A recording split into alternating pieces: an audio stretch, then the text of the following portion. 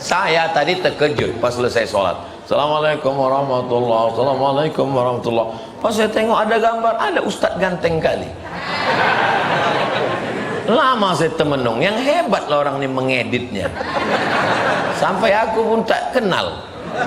Masya Allah, memang dunia internet itu penuh kepalsuan. Di masjid lain kalau kepanasan disediakan kipas angin. Kalau di sini tidak disediakan tisu.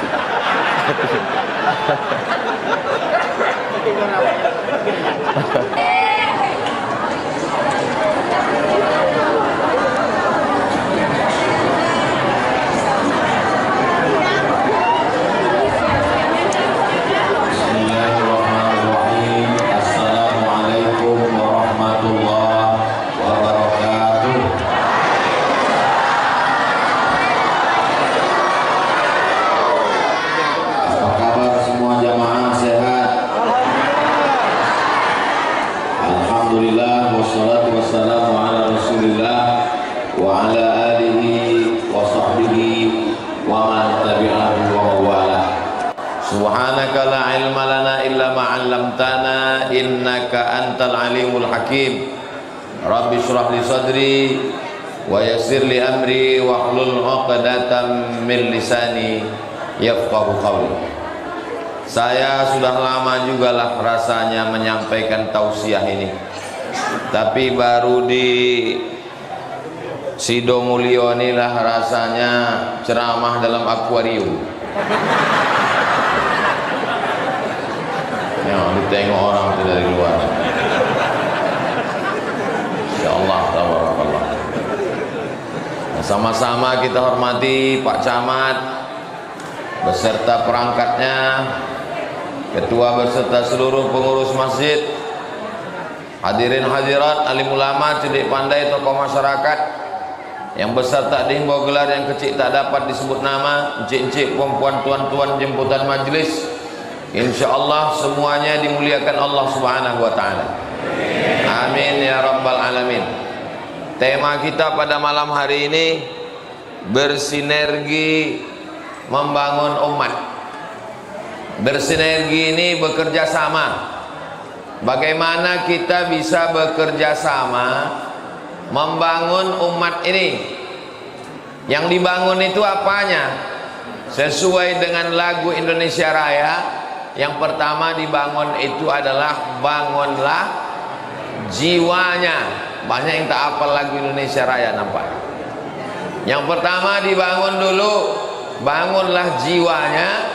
Setelah itu barulah bangunlah badannya. Jiwa ini bahasa Islamnya adalah membangun iman, membangun Islam, membangun spiritual, membangun akidah.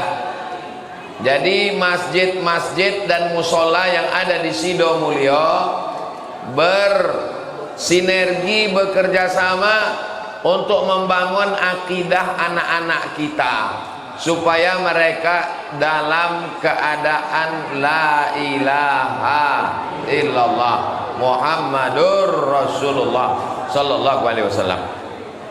Itu dulu, itu pokok pangkal yang pertama. Karena kalau selamat di akidahnya, yang lain mengikut insyaallah. Jadi masjid-masjid yang ada di Sido Mulyo yang tergabung dalam Ikatan Keluarga Masjid dan Musola ini mesti membuat program-program untuk anak-anak dan anak muda. Yang orang tua ini memang udah ke masjid. Orang tua tak ke masjid tak apa-apa, karena sebentar lagi mati. Tapi anak-anak ini kalau tidak kita galakkan untuk program ke masjid ini, dia diambil oleh warnet, diambil oleh game online, diambil oleh judi online, diambil oleh seks online, diambil oleh macam-macam online. Ibu pun hati-hati, laki ibu diambil oleh pelakor online. Mudah-mudahan selamat insyaallah, amin. Maka masjid mesti ada program malam dari maghrib ke isya, jangan sampai masjid tidak ada program membaca Quran. Masjid kita ini masjid apa namanya? Saya tahu, kan ada tulisan. Pura-pura nanya aja. Masjid Al-Muhajirin ini mantap, AC-nya banyak, cuman entah hidup entah tidak. Tengoklah dari panasnya ini, minta ini. Masjid Muhajirin ini dari maghrib ke isya ada anak-anak mengaji. Kalau tak ada anak-anak mengaji, maka carikan guru mengaji. Imam kita tadi Masya Allah bacaannya bagus, luar biasa. Jadi anak-anak mengaji khusus. Tapi waktu saya sebut anak-anak, bukan berarti oma-oma ini udah pandai mengaji semua. Memang kalau pas ramai-ramai Yasin semua pandai mengaji. Tapi pas disuruh sendiri-sendiri, Ibu-ibu, ada pengajian khusus tuh ibu-ibu? Hari apa bu? Pagi apa sore?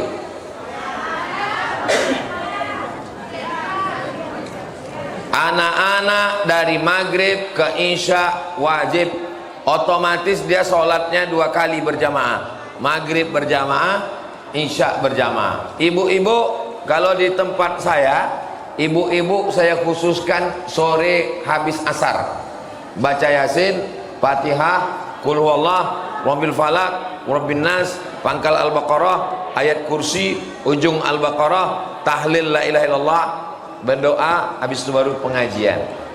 Jumat pertama akidah sifat 20, wujud qidam baqa mukhalafatu lil hawadisi qiyamuhu binafsihi wahdaniyah qudrat iradat ilmun hayat sama basar kalam. Pekan kedua hadis, saya yang mengajar. Pekan ketiga akidah. Pekan pertama akidah, kedua hadis, ketiga akhlak, keempat fikih, yang kelima baru tahsin, memperbaiki bacaan Al-Quran. Jadi yang masjid-masjid di perumahan Sidomulyo, Perumnas yang sudah ada dari maghrib ke isya ini tolong diteruskan. Siap Bapak Ibu menyuruh anak-anaknya ke masjid? Saya tanya sekali lagi, siap Bapak Ibu membawa anak-anaknya ke masjid? Ini janjinya udah diikrarkan dalam masjid. Jangan ada dusta di antara kita. Tapi walaupun kita sedang mengaji, itu kresek itu diisi juga. Yang pura-pura khusyuk, nampak lalu isi juga. Yang isi 2000 masuk surga, cuman agak lama sedikit. Bapak Ibu yang dimuliakan Allah Subhanahu wa taala, anak-anak ini kalau tidak kita bawa mengaji ke masjid, seandainya dia tempat agak sesat, mabuk-mabuk dia, sakau-sakau dia, karena pergaulannya di kuliah, di kampus, tapi nanti di hari tuanya dia akan kembali ke masjid karena kita sudah meninggalkan kenangan. Ini anak-anak ini yang di jendela tuh, tengok tuh anak-anak. Ini omak-omak pula ada. Hai guys, anak-anak inilah yang akan Bapak Ibu jamin bahwa Masjid Muhajirin ini masih ada orang sholat 50 tahun lagi?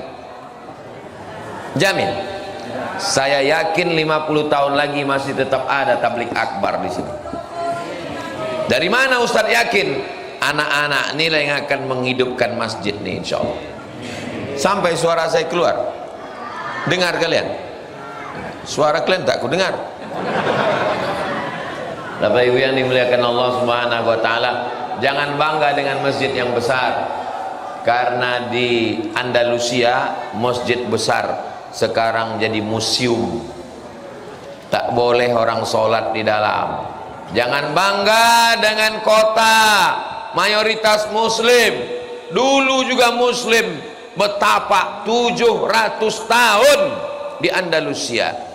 Andalusia itu di mana Pak Ustadz? Real Madrid, Barcelona, Spanyol. Ada orang Islam di situ, tapi masjid sudah sempat dirubah menjadi museum. Zaman siapa itu perubahan? Ratu Isabella. Siapa namanya? Isabella. Isabella ini memaksa, kalau mau tetap di Spanyol kau mesti murtad. Kalau mau tetap tinggal di Spanyol, murtad kalian. Begitulah hebatnya kekuasaan politik. Belajar dari Spanyol.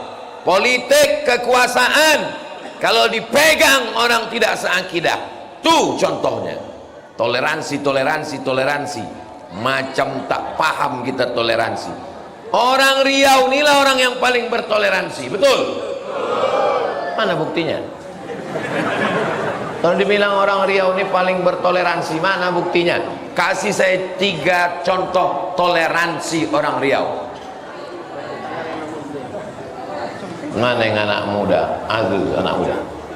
Kasih saya contoh 3 toleransi orang Riau. Itu. Kasih saya contoh 3 toleransi orang Riau. Di dekat airport ada tempat ibadah orang Hindu. Apa namanya? Pura. Pura. Waktu saya dipersekusi di Bali, muncul satu gerakan ingin merusak pura. Saya buat video pendek. Jangan kalian rusak pura yang ada dekat airport, karena itu dibangun oleh Pemda, pemerintah daerah Riau, ingin menunjukkan bahwa kita terbuka untuk siapapun. Contoh kedua, pergilah ke pasar bawah. Di pasar bawah itu ada kampung pecinan, kampung saudara kita Tionghoa. Jalan apa namanya? Inilah kalian jarang ke pasar bawah. Jalan karet. Saudara kita, kalaulah orang Islam ini radikal, kepala kau kena pukul, sudah lama itu hancur dibakar. Jadi yang menuduh Abdul Somad radikal, aku penceramah di Riau ini. Kalau radikal aku udah rata itu semua dengan tanah. Rahmatan lil alamin. Contoh ketiga, di depan Masjid Agung An-Nur, apa nama bangunannya? HKBP, Huria Kristen Batak Protestan Halak Ita Sasudina. Jadi kalau ditanya apakah orang Riau ini menerima masyarakat berbeda suku, berbeda bangsa, ya. Apa nama jalan yang paling besar di Pekanbaru? Jalan Sudirman. Paling panjang Jalan Sudirman, dari mulai tepi Sungai Siak sampai ke airport, kalau diteruskan sampai ke Teluk Kuantan. Jalan Sudirman paling besar. Apakah Sudirman itu orang Melayu? Jenderal Sudirman, panglima besar gerilya, wong Jawa, sedulur sederek sedoyo. Apa nama gedung yang paling besar di Jalan Sudirman? Gedung Suman HS. Apa arti HS itu? Hasibuan. Di sampingnya ada gedung lagi, kantor gubernur, namanya Gedung Kaharudin Nasution. Nasution itu orang Melayu. Mandailing Natal, Tapanuli, Riau terbuka untuk semua orang. Pekanbaru jumlah penduduknya 1.200.000. 1.200.000. Suku yang pertama Minangkabau, yang kedua Jawa, yang ketiga Melayu. Dengan bangganya orang Melayu berkata, bumi lancang kuning, bumi Melayu. Wah, nomor 3.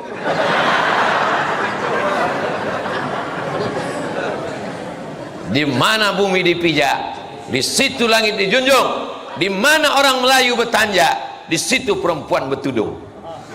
Allahu Akbar.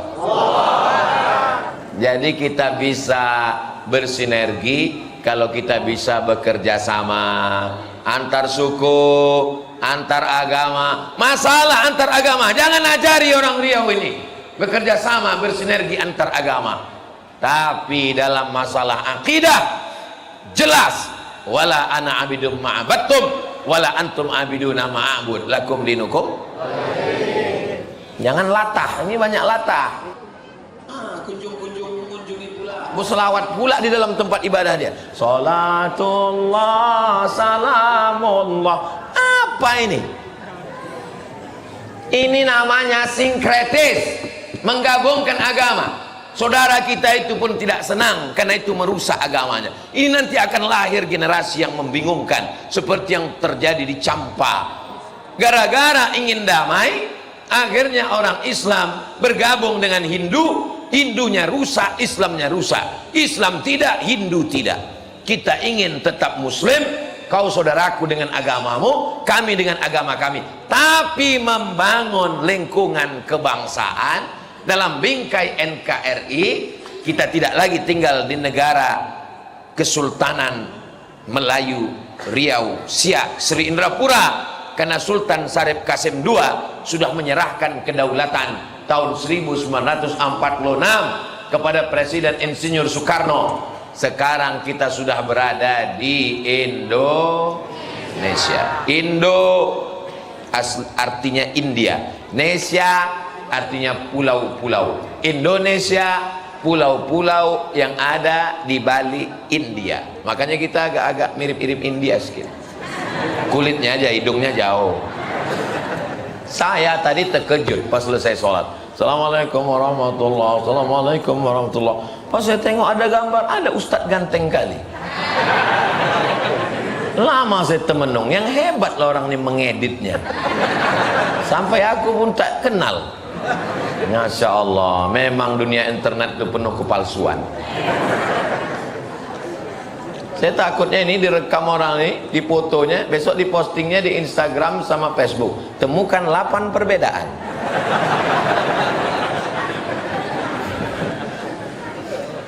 Siap jaga persatuan? Ya. Kalau beda agama di Pekanbaru, di Riau kita bisa menjaga persatuan, apalagi sesama masjid dan musola.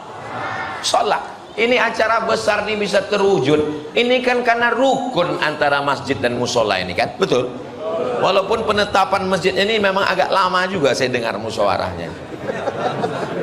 Saking cintanya masjid-masjid ini.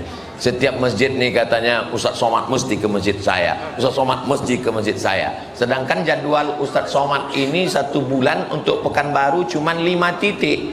Khutbah Jumat, Jumat sore, malam Sabtu, Sabtu subuh, Sabtu siang. Yang mau diisi ini 1000 masjid di Pekanbaru. 1 bulan jatahnya cuman 5. Berarti 1 tahun cuman berapa itu? 60 masjid. Kalau saya isi ini 2 gondangnya. Kalau tak saya berhenti, masjid ini berhenti.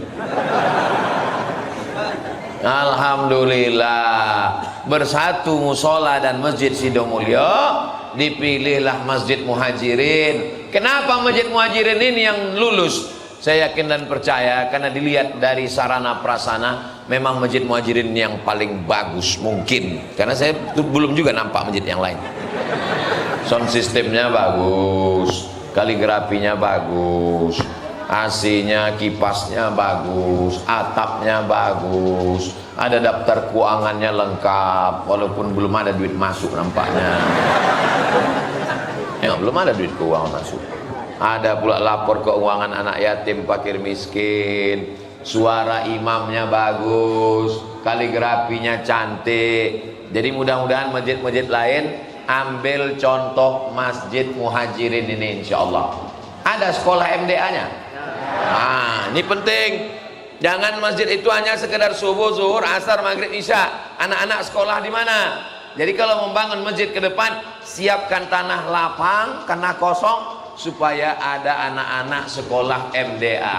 Tapi anak sekolah MDA, alah nasib MDA sekarang, hidup segan mati tak mau, macam kerakap tumbuh di batu. Tapi mau menghidupkan MDA ini mudah saja. Buatkan perda, peraturan daerah. Siapa yang anaknya tak punya ijazah MDA tak boleh masuk SMP. Bisa apa tak bisa? Bisa. Kalau dibuat perda macam itu, siapa yang tak lulus MDA tidak boleh masuk SMP, tak boleh berbini. Untuk mengentaskan buta huruf Buta huruf Al-Quran. Bapak setuju? Iyalah bapak setuju, bapak udah berbini. Yang belum nih, berapa banyak sekarang kepala rumah tangga tak pandai mengaji. Waktu ditanya mengaji, pandai kau mengaji? Pandai pak. Coba baca. Wadduha wallaili idza saja. Rupanya kena hafal. Hebat Masjid Muhajirin ini. Disediakan tisu karena panas. Di masjid lain kalau kepanasan disediakan kipas angin. Kalau di sini tidak disediakan tisu.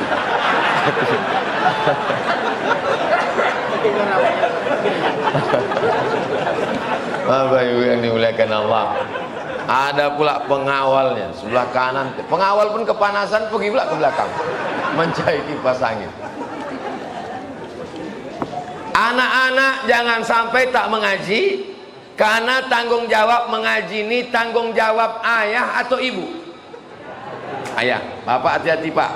Bapak akan diminta tanggung jawab di hadapan Allah. Sudahkah kau ajar anakmu mengaji? Yang sudah menyerahkan anaknya ke Muhajirin, alhamdulillah. Yang belum menyerahkan, walaupun malam ini banyak yang tak datang, karena penduduk Muhajirin ini kabarnya berapa perumahan Sido Mulyo nih? Hah? 5 masjid, 1 musola, penduduknya tadi 20.000 berapa? Jadi kalau 20.000 penduduknya, ini paling 10%-nya ini. Ini upil-upilnya aja bang. Artinya banyak yang tak ke masjid. Dan kalau mereka datang ke masjid, terlalu penuh masjidnya membludak. Mungkin di masjid lain, atau mereka mungkin streaming. Tapi saya yakin pesan-pesan malam ini sampai ke telinga mereka, karena mereka semuanya punya paket dan menonton channel Ustadz Abdul Somad Official. Subscribe, like, share, and comment. Salah Pak Ustadz, malam ini bukan di channel itu, ada channel baru, namanya channel Tabung Wakaf Umat. Semua duitnya untuk pesantren Yayasan Tabung Wakaf Umat, keluar dari Leton. Ingat Leton? Ah, itu ada Simpang Bingung. Tahu Simpang Bingung? Ah, belok ke kiri sebelum pemakaman Covid, ah, disitulah letak pesantrennya. Sebelum masuk TPU, singgah dulu ke YTWU. Kalau udah ke TPU, jangan ke YTWU lagi, karena kami tidak menerima hantu. Yang kami terima hanya manusia yang ada di situ. Oke, boleh buka handphone semuanya? Boleh, silakan buka handphone. Enggak, buka YouTube. Udah, buka YouTube. Ah, tulis di YouTube itu Tabung Wakaf Umat. Nah, tabung. Saya tidak ada ngajak subscribe untuk channel saya, tak ada. Channel saya itu 20 lebih subscribernya dah. Tabung Wakaf Umat. Udah dapat? Ah, Tabung Wakaf Umat. Ah, itu dia. Subscribernya sekarang 455.000. Videonya 629. Ah, itu dia. Video yang terakhir, ini khutbah saya tadi 3 jam yang lalu, sudah ditonton 935 orang. Kenapa sedikit kali yang nonton? Bagi yang belum subscribe, subscribe. Oh, saya rupanya belum subscribe. Ah, udah aku subscribe Ustaz. Ngajak orang subscribe, rupanya kita belum subscribe. Keuntungannya, duit dari TWU ini semuanya masuk. Jadi Bapak Ibu yang menonton channel ini otomatis sudah berinfak untuk Tabung Wakaf Umat. Tabung Wakaf Umat bukan punya Abdul Somad. Kalau mati Abdul Somad, mati Ustadz Al-Nob, entah mana di antara kami ini yang duluan, terserah Allah SWT. Kami tak ada meminta. Ustadz Al-Nob tak pernah berdoa, ya Allah matikan Ustadz Somad dulu, tak pernah. Saya pun tak pernah begitu. Kami selalu berharap bersama kami di YTWU mudah-mudahan bisa bertetangga di surga. Bapak-bapak ikut juga, cuman agak lama sedikit. Insya Allah kita bersama dengan Nabi Muhammad SAW.